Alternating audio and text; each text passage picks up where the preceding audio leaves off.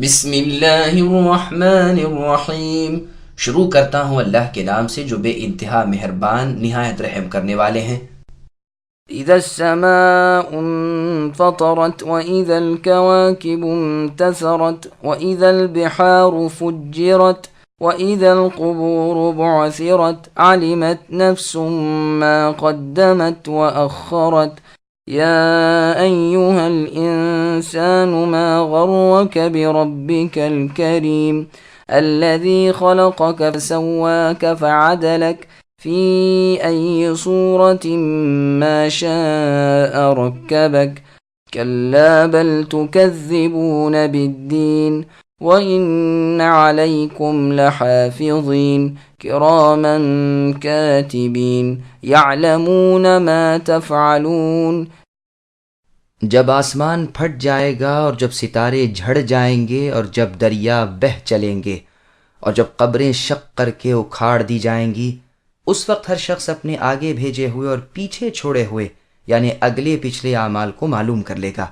اے انسان، تجھے اپنے رب کریم سے کس چیز نے بہکایا؟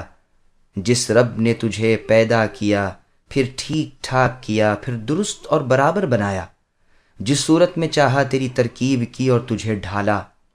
نہیں بلکہ تم تو جزا سزا کے دن کو جھٹلاتے ہو۔ یقیناً تم پر نگہبان بزرگ لکھنے والے مقرر ہیں، جو کچھ تم کرتے ہو وہ جانتے ہیں۔ سامعین، اب ان آیتوں کی تفسیر سماعت کیجیے۔ سورت کا تعارف۔ سنن نسائی میں ہے کہ معاذ رضی اللہ عنہ نے عشاء کی نماز پڑھائی اور اس میں لمبی قرات پڑھی تو نبی صلی اللہ علیہ وسلم نے فرمایا، معاذ، کیا یہ صورتیں نہ تھیں سبح اسم ربک الاعلی اور والضحی اور اذا السماء انفطرت؟ اس حدیث کی اصل بخاری و مسلم میں بھی ہے۔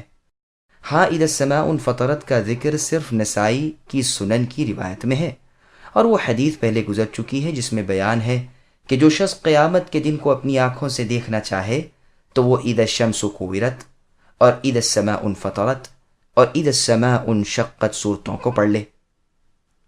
قیامت کے مناظر۔ اللہ تعالیٰ فرماتے ہیں کہ قیامت کے دن آسمان ٹکڑے ٹکڑے ہو جائیں گے، جیسے فرمایا ہے السماء منفطر بہ، جس دن آسمان پھٹ جائے گا اور ستارے سب کے سب گر پڑیں گے اور کھاری اور میٹھے سمندر آپس میں خلط ملط ہو جائیں گے اور پانی سوکھ جائے گا اور قبریں پھٹ جائیں گی۔ ان کے شق ہونے کے بعد مردے جی اٹھیں گے، پھر ہر شخص اپنے اگلے پچھلے اعمال کو بخوبی جان لے گا۔ پھر اللہ تعالیٰ اپنے بندوں کو دھمکاتے ہیں کہ تم کیوں مغرور ہو گئے ہو۔ یہ نہیں کہ اللہ تعالیٰ اس کا جواب طلب کرتے ہوں یا سکھاتے ہوں۔ بعضوں نے یہ بھی کہا ہے کہ بلکہ انہوں نے جواب دیا ہے کہ کرم الہی نے غافل کر رکھا ہے۔ یہ معنی بیان کرنے غلط ہیں۔ صحیح مطلب یہی ہے کہ اے ابن آدم، اپنے باعظمت رب سے تو نے کیوں بے پرواہی برت رکھی ہے؟ کس چیز نے تجھے اللہ کی نافرمانی پر اکسا رکھا ہے اور کیوں تو اللہ کے مقابلے پر آمدہ ہو گیا ہے؟ رب کریم سے کیوں دور ہو؟ عمر رضی اللہ عنہ نے ایک شخص کو اس آیت کی تلاوت کرتے ہوئے سنا تو فرمایا کہ انسانی جہالت نے اسے غافل بنا رکھا ہے۔ ابن عمر اور ابن عباس رضی اللہ عنہما وغیرہ سے بھی یہی مروی ہے۔ قتادہ رحمۃ اللہ علیہ فرماتے ہیں اس کا بہکانے والا شیطان ہے۔ فضیل ابن عیاض رحمۃ اللہ علیہ فرماتے ہیں کہ اگر مجھ سے یہ سوال ہو تو میں جواب دوں کہ آپ کے لٹکائے ہوئے پردوں نے۔ ابو بکر و عراق رحمۃ اللہ علیہ فرماتے ہیں میں تو کہوں گا کہ کریم کے کرم نے بے فکر کر دیا۔ بعض سخن شناس فرماتے ہیں کہ یہاں پر کریم کا لفظ لانا گویا جواب کی طرف اشارہ سکھانا ہے، لیکن یہ قول کچھ فائدہ مند نہیں، بلکہ صحیح مطلب یہ ہے کہ کرم والے اللہ کے کرم کے مقابلے میں بد افعال اور برے اعمال نہ کرنے چاہیے۔ کلبی اور مقاتل رحمۃ اللہ علیہما فرماتے ہیں کہ اسود ابن شریق کے بارے میں یہ آیت نازل ہوئی ہے۔ اس خبیث نے رسول اللہ صلی اللہ علیہ وسلم کو مارا تھا اور اسی وقت چونکہ اس پر کچھ عذاب نہ آیا تو وہ بھول گیا، اس پر یہ آیت نازل ہوئی۔ پھر اللہ فرماتے ہیں وہ اللہ جس نے تجھے پیدا کیا، پھر درست بنایا، پھر درمیانہ قد و قامت بخشا، خوش شکل اور خوبصورت بنایا۔ مسند احمد کی حدیث میں ہے کہ نبی صلی اللہ علیہ وسلم نے اپنی ہتھیلی میں تھوکا، پھر اس پر اپنی انگلی رکھ کر فرمایا کہ اللہ تعالیٰ فرماتے ہیں اے ابن آدم، کیا تو مجھے عاجز کر سکتا ہے؟ حالانکہ میں نے تجھے اس جیسی چیز یعنی منی سے پیدا کیا ہے، پھر ٹھیک ٹھاک کیا، پھر صحیح قامت بنایا، پھر تجھے پہنا اڑھا کر چلنا پھرنا سکھایا، آخر کار تیرا ٹھکانہ زمین کے اندر ہے۔ تو نے خوب جمع جتھا کی اور میری راہ میں دینے سے رکتا رہا، یہاں تک کہ جب دم حلق میں آ گیا تو کہنے لگا میں صدقہ کرتا ہوں، بھلا اب صدقے کا وقت کہاں؟ جس صورت میں چاہا ترکیب دی، یعنی باپ کی، ماں کی، ماموں کی، چچا کی صورت پر پیدا کیا۔ بخاری اور مسلم کی ایک اور حدیث میں ہے کہ ایک شخص نے محمد صلی اللہ علیہ وسلم کے پاس آ کر کہا میری بیوی کے جو بچہ پیدا ہوا ہے وہ سیاہ فام ہے، یعنی کالی رنگت والا ہے۔ نبی صلی اللہ علیہ وسلم نے فرمایا تیرے پاس اونٹ بھی ہیں؟ کہا ہاں۔ فرمایا کس رنگ کے ہیں؟ کہا سرخ رنگ کے۔ فرمایا کیا ان میں کوئی چت کپڑا بھی ہے؟ کہا ہاں۔ فرمایا اس رنگ کا بچہ سرخ نر و مادہ کے درمیان کیسے پیدا ہو گیا؟ کہنے لگا شاید اوپر کی نسل کی طرف کوئی رگ کھینچ لی گئی ہو۔ نبی صلی اللہ علیہ وسلم نے فرمایا اسی طرح تیرے بچے کے سیاہ رنگ ہونے کی وجہ بھی شاید یہی ہو۔ اکرمہ رحمۃ اللہ علیہ فرماتے ہیں کہ اگر چاہے بندر کی صورت بنا دے، اگر چاہے سور کی۔ ابو صالح رحمۃ اللہ علیہ فرماتے ہیں اگر چاہے کتے کی صورت بنا دے، اگر چاہے گدھے کی، اگر چاہے سور کی۔ قتادہ رحمۃ اللہ علیہ فرماتے ہیں یہ سب سچ ہے اور اللہ تعالیٰ سب چیز پر قادر ہیں، لیکن وہ مالک ہمیں بہترین عمدہ اور خوش شکل اور دل لبھانے والی پاکیزہ شکل صورتیں عنایت فرماتے ہیں۔ پھر فرماتے ہیں کہ اس اللہ کریم رب کی نافرمانیوں پر تمہیں آمدہ کرنے والی چیز صرف یہی ہے کہ تمہارے دلوں میں قیامت کی تکذیب ہے، تم اس کا آنا ہی برحق نہیں جانتے، اس لیے اس سے بے پرواہی برت رہے ہو۔ تم یقین مانو کہ تم پر بزرگ محافظ اور لکھنے والے کاتب فرشتے مقرر ہیں، تمہیں چاہیے کہ ان کا لحاظ رکھو، وہ تمہارے اعمال لکھ رہے ہیں، تمہیں برائی کرتے ہوئے شرم آنی چاہیے۔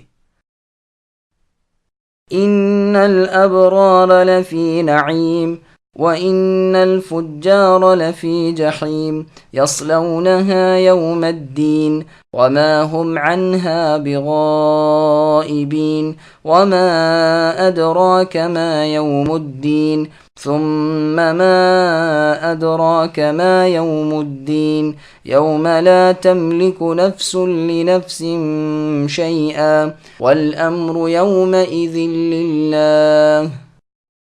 یقیناً نیک لوگ جنت کے عیش و آرام اور نعمتوں میں ہوں گے، اور یقیناً بدکار لوگ دوزخ میں ہوں گے۔ بدلے والے دن اس میں جائیں گے، یہ لوگ اس سے کبھی باہر نہ نکلیں گے۔ تمہیں کچھ خبر بھی ہے کہ بدلے کا دن کیا ہے؟ میں پھر کہتا ہوں کہ تمہیں کیا معلوم کہ جزا اور سزا کا دن کیا ہے؟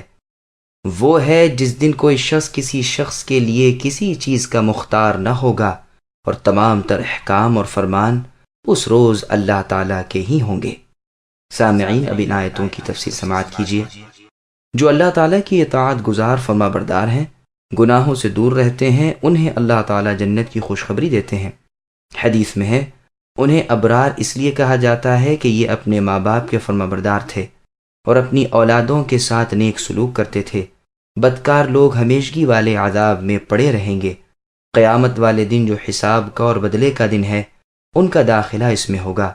ایک ساعت بھی ان پر سے عذاب ہلکا نہ ہوگا، نہ موت آئے گی، نہ راحت ملے گی، نہ ایک ذرا سی دیر اس سے الگ ہوں گے۔ پھر قیامت کی بڑائی اور اس دن کی ہولناکی ظاہر کرنے کے لیے دو بار فرمایا کہ تمہیں کس چیز نے معلوم کرا لیا کہ وہ دن کیسا ہے؟ پھر خود ہی بتلایا کہ اس دن کوئی کسی کو کچھ بھی نفع نہ پہنچا سکے گا، نہ عذابوں سے نجات دلوا سکے گا۔ ہاں، یہ اور بات ہے کہ کسی کی سفارش کی اجازت خود اللہ تبارک و تعالی عطا فرمائے۔ اس موقع پر یہ حدیث وارد کرنی بالکل مناسب ہے کہ رسول اللہ صلی اللہ علیہ وسلم نے فرمایا، اے بنو ہاشم، اپنی جانوں کو جہنم سے بچانے کے لیے نیک اعمال کی تیاریاں کر لو، میں تمہیں اس دن اللہ کے عذاب سے بچانے کا اختیار نہیں رکھتا۔ یہ حدیث سورہ شعراء کی تفسیر کے آخر میں گزر چکی ہے۔ یہاں یہ بھی فرمایا کہ اس دن امر محض اللہ ہی کا ہوگا، جیسے اور جگہ ہے لمن الملک اليوم للہ الواحد القہار، اور جگہ ارشاد ہے الملک یومئذ الحق للرحمن، اور فرمایا مالک یوم الدین۔ مطلب سب کا یہی ہے کہ ملک و ملکیت اس دن صرف اللہ اکیلے